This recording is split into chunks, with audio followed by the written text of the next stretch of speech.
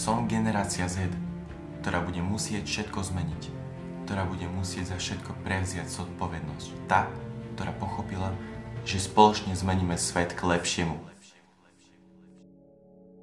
Ahojte všetci, dnes sa budeme baviť o vás. Áno, o vás, o dnešnej mládeži. Určite ste už počuli, že dnešná mládež nevie, čo chce. Možno to počujete od rodičov, keď namiesto učenia scrollujete na TikToku. Ale v skutočnosti byť mladým dnes je omnoho zložitejšie, než sa zdá. Som Francúz aj Slovák. Mám kamarátov v oboch krajinách, sme z Európy, ale v mnohých veciach sme odlišní. Sme súčasťou generácie, ktorá zažila COVID. Francúzska mládež však zažila aj atentáty.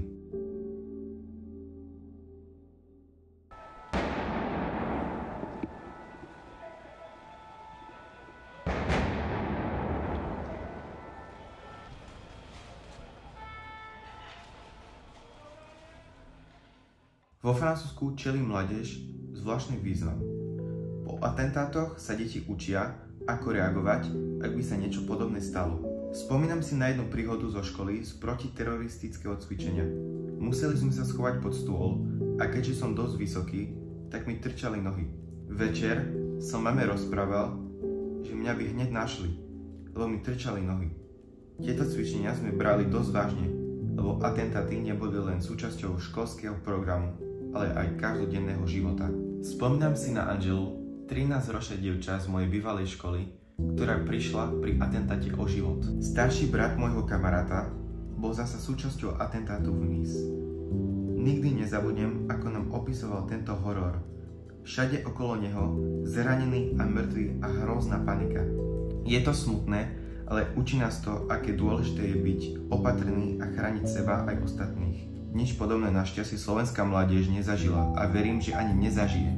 Francúzska mládež sa ale nesnaží žiť v strachu, že sa kedykoľvek môže niečo stať. Snažia sa tieto vážne témy často obrátiť na humor. Mám kamarátov z celého sveta. Môj najlepší kamarát Juran má mexické korene. Okrem toho, že ma naučil jesť mexické čipsy a tacos, ma nakazil svojou veselou mexickou povahou a veľkou otvorenosťou a toleranciou. Jamin pochádza z Maroka. Naučil ma piť pravý sladúčky metový čaj a pochopiť náboženské rozdiely. Pamätám sa, ako sa v 4. triede rozplakal, keď sme išli celá trieda do kostola. Pre moslimov je náboženstvo veľmi dôležité. Možno aj vďaka Jaminovi som pochopil rozdiely medzi moslimom a islamistom. Matis je pôvodom Španiel. Väčšinou chodil do školy oblečený v španielskom futbalovom drese a na veľkej prestávke vymýšľal tie najbláznivejšie futbalové triky. Učil nás všetkých hrať futbal, ako keby sme boli na majstrovstvách sveta. Naučil som sa byť chápavejší, otvorenejší a hlavne som získal kamarátov, ktorí vidia svet úplne inak.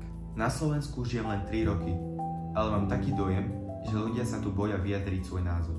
Počúvam od kamarátov, že sa v rodine vedia pohádať kvôli inému politickému názoru. Prečo to tak je? Tento fenomén som predtým nepoznal. Politika by tu mala byť preto, aby sme vytvorili krajší svet. Či sa mýlim? Vo Francúzsku sú ľudia zvyknutí príjmať iné názory. Nevravím, že je to vo Francúzsku lepšie ako na Slovensku. Neviem to posúdiť, ale myslím si, že práve odlišnosť je obohacujúca. Nebojme sa otvorene povedať svoj názor, ale akceptujme aj názor iných.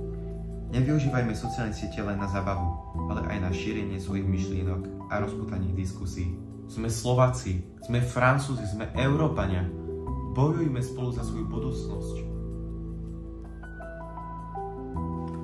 Som generácia Z, ktorá bude musieť všetko zmeniť, ktorá bude musieť za všetko prevziať zodpovednosť. Tá, ktorá pochopila, že spoločne zmeníme svet k lepšiemu.